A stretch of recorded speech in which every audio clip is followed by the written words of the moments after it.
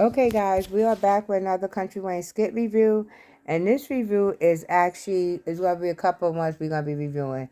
Um, One of the reviews is I'm not entertaining this shit with Rosie and her little friend and DC told my son.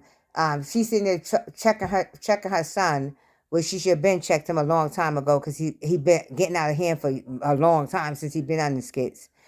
And then she told myself, then her little friend calls her Leah and was like, I'm not understanding how did they get the DNA results by email. Usually that is by mail.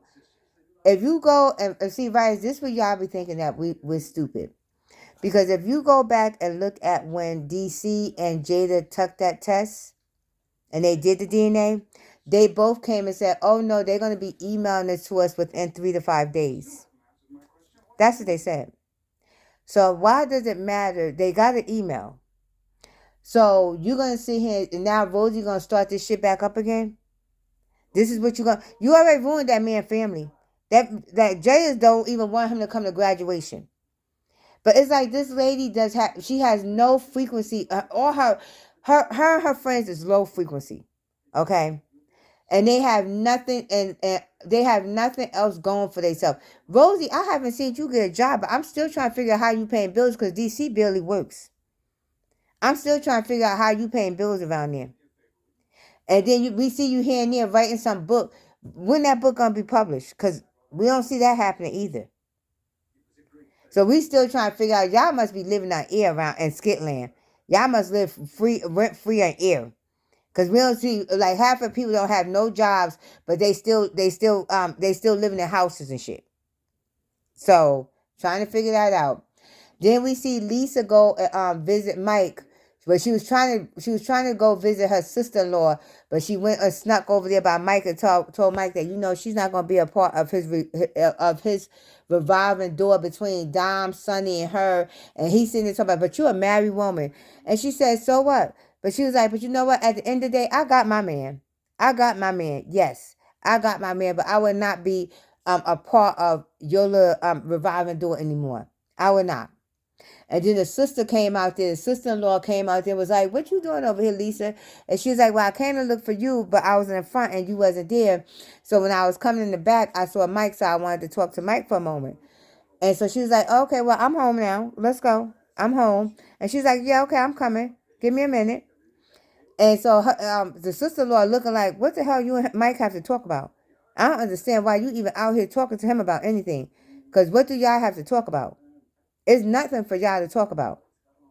And then I literally actually skipped through the skit where Norman comes home and finds out that Dan actually put half of his clothes, let's say 80% of his clothes in her closet.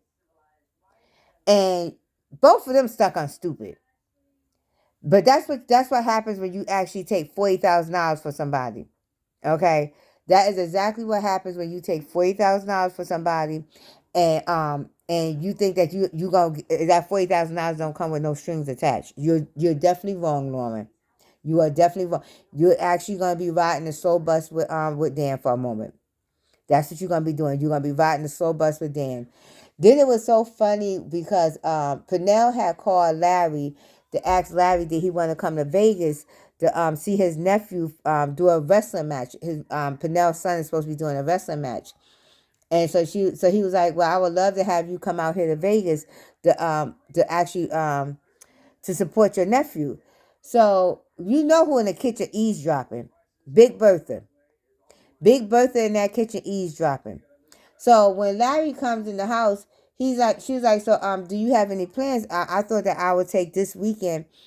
This is what she first said. This weekend, I think I would take Brooke for driver's lessons this weekend. But do you have any plans? So Larry's like, no, I don't have any plans. So she was like, you sure? And he was like, yeah, I'm sure I don't have any plans. And it looked like, I know something bit me. Something bit me right here in my forehead. I'm sorry, y'all, because I could see it.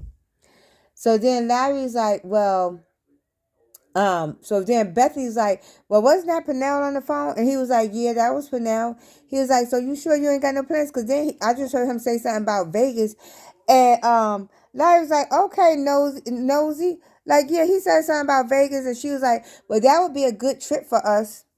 Larry sitting there like, what? And she's like, yeah, that'd be a good trip for us and stuff. Larry said, I don't feel like going nowhere. Nope, I don't feel like, nope, it's just too soon. I don't want to do no spare the moment trips. So she was like, well, I'm just saying. He was like, and where you getting this us from? Because Pernell invited me, and you don't even like Pernell. Well, I could be there to support his son. That's the same shit she said about every trip that she done destroyed. Every trip that she done destroyed, that's the same thing she starts off with. Larry said, no, I don't want to go nowhere. I'm just going to go do this college thing with Brooke, and then that's it. I don't want to go anywhere. So she was like, so we never going to go on, we never going to go anywhere together. Never mind, don't even answer that. And then she told me something, yeah, because I don't understand that you never want, and Larry's like, I'm not going nowhere. I'm not going nowhere. So you got a problem with that? I'm sorry. I'm not going nowhere. And I don't blame Larry because Larry is checked out of that marriage.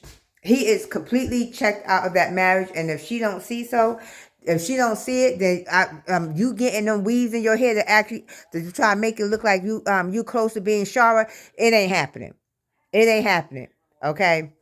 But I can't wait for the next skit because we know this argument is not done. But thank you guys for tuning in to the Talk of the Table. Let's chat. Let's continue to chat. Leave your comments, likes, and subscribe. And I will see you in the next Country Wayne skit review.